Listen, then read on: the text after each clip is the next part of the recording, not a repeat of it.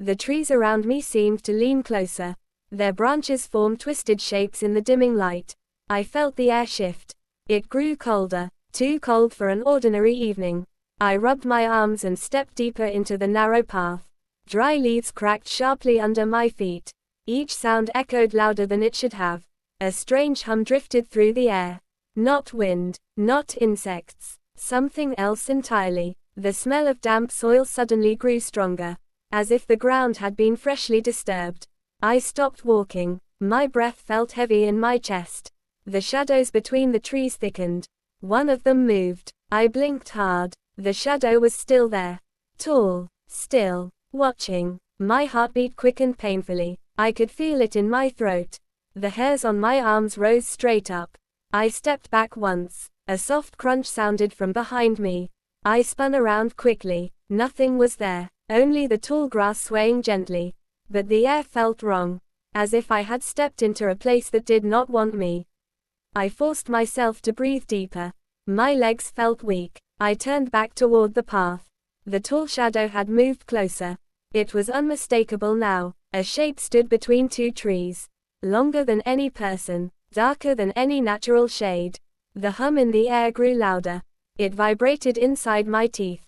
My stomach twisted painfully. The ground beneath me trembled lightly. As if something beneath the soil shifted. The smell of damp earth intensified again. I tasted it in the back of my throat. Then I heard it. A faint whisper. Not words. Just a sound that felt directed at me. It slid across my skin like cold fingers. My eyes watered from fear. But I could not look away. The shape stepped forward once. Its movement was soundless. Its outline rippled like smoke. The hum turned into a low vibration. My knees buckled. I grabbed a tree trunk for balance. The bark felt warm. Too warm to be natural. My vision blurred for a moment. When it cleared, the shadow stood only a few steps away. Close enough that its presence pressed against my chest. My lungs tightened. I could not breathe properly. The whispering grew sharper. I tried to speak. No sound came out. My throat closed as if gripped by invisible hands. The shape lifted what looked like an arm. The air around it twisted violently. Leaves lifted off the ground and spun upward. A ringing sound filled my ears. My body froze. Something touched my shoulder. I snapped my head to the side. And my heart nearly stopped. A cold pressure settled on my shoulder. It felt like a hand, but it was far too heavy. Far too cold to belong to anything living. My breath locked inside my chest. Every muscle inside me tightened at once. The forest around me fell silent. Even the insects stopped their faint chirping. I turned my head slowly. Every movement felt forced, as if I pushed against thick water. When my eyes reached the thing behind me, my skin tightened painfully. A face hovered inches from mine. It was pale like stone. Its eyes were hollow, as if carved out completely. No light reflected inside them. No sign of thought or life rested within those black pits. My legs trembled violently, but my body refused to move. The cold hand on my shoulder tightened. I heard the crunch of my jacket fabric beneath its grip. I felt its fingers press through the material as if it reached directly into my skin. The shadow in front of me, the tall one, stayed still. Its head tilted slightly, as if observing this new figure that held me. The humming in the air changed its pitch. It became higher, sharper, almost metallic. The entire jungle seemed to vibrate with it. The pale face behind me exhaled softly. Its breath brushed across my cheek. It felt colder than winter air. A hint of rotten leaves drifted with it, mixed with the smell of wet soil. My stomach twisted again. A dull pain spread through my chest. I felt as if the air inside me thickened, turning heavy and damp. The hand on my shoulder slid up slowly to my neck. Cold fingers wrapped around it. Not tight enough to choke, but firm enough to keep me still. The grip felt both physical and unreal, as if it belonged to something that drifted between worlds. The tall shadow stepped closer. One slow step. Another. The ground did not shift under its weight. It made no sound at all. It moved like a thought instead of a creature. I wanted to scream. I wanted to run. But my body felt pinned in place by invisible weight. The shadow extended an arm. Its shape blurred at the edges. It reached toward my face. Its hand passed near my cheek, and the air around it felt thick and heavy. Almost electric. The pale figure behind me lowered its mouth near my ear. Its lips did not move. Yet a voice entered my head. "You stepped too far." The words did not sound like speech. They sounded like a memory forced into my mind. A sound without breath. A thought without warmth. I tried to force my legs to move.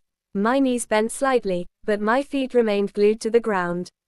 The forest floor felt sticky, as if the soil softened beneath me and clung to my boots. The tall shadow leaned its head toward mine. Its hollow face hovered inches away. A faint ringing filled my ears. The world around me blurred at the edges. My skin felt prickled by invisible needles. The pale figure tightened its grip around my neck, not with violence, but with eerie gentleness.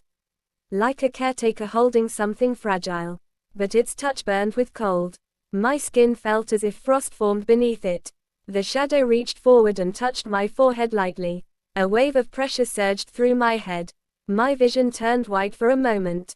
I felt as if the darkness of the jungle poured into my mind. I saw flashes of shapes. Not memories. Not dreams. Things I could not understand. Tall structures among trees. Deep pits filled with shifting shadows. Faces watching from beneath roots. Whispers rising from the soil. The pressure grew stronger. My breath came in short gasps. My heart hammered against my ribs. The shadow pressed its hand harder against my forehead. The trees around us seemed to bend inward. Their branches curled like arms reaching toward me. The pale figure behind me leaned closer. Its voice slipped into my mind again. "You should not have followed the path. It remembers those who enter." My hands shook uncontrollably. My fingers felt numb. Warmth drained from my body. The ground vibrated again. This time harder. I felt it rising through my legs and into my spine. The earth beneath us began to crack softly. Tiny lines spread across the soil. A faint red glow leaked from the cracks.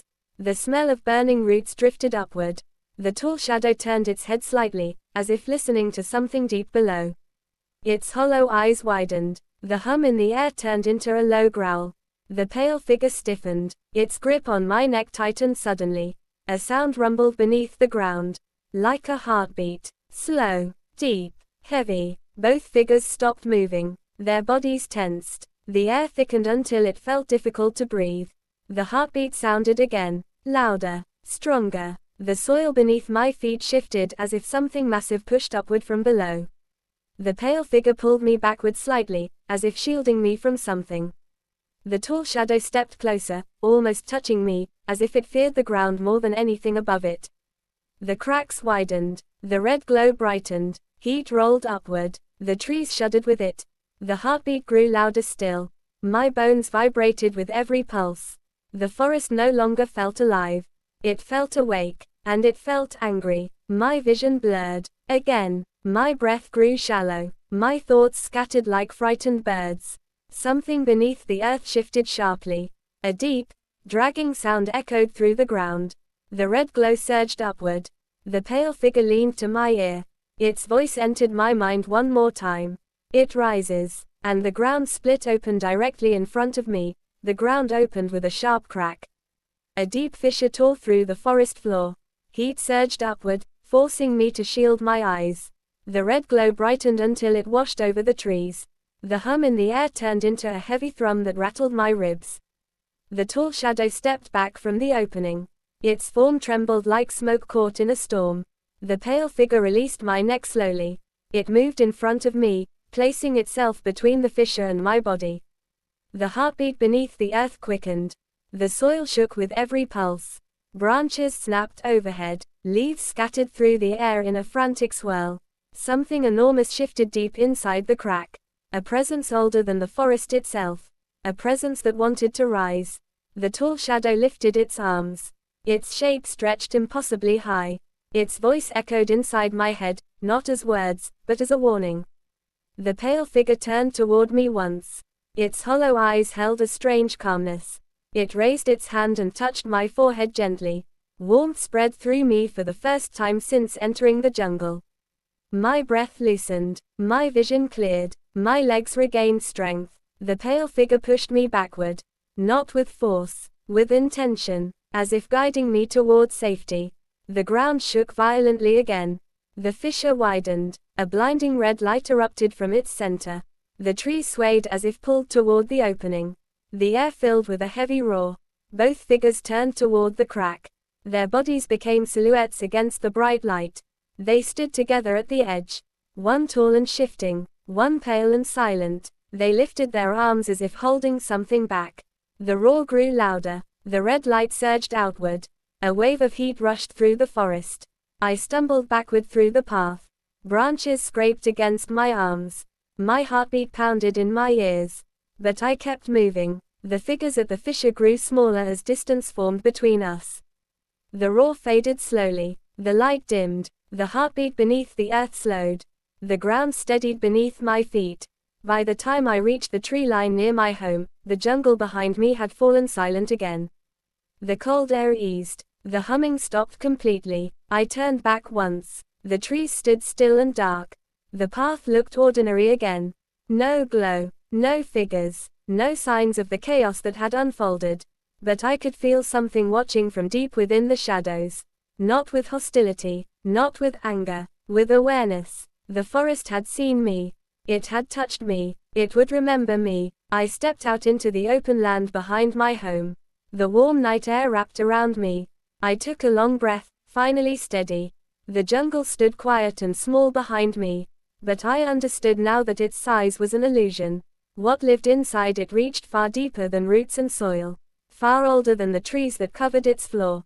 The moment I crossed the boundary back to my yard, the last vibration faded from my bones. The forest no longer called to me. I looked at the narrow path one final time. The moonlight touched the entrance gently. The leaves swayed softly as if nothing had ever happened.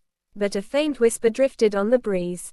A reminder, a promise. The jungle behind my home was awake. And it would wait.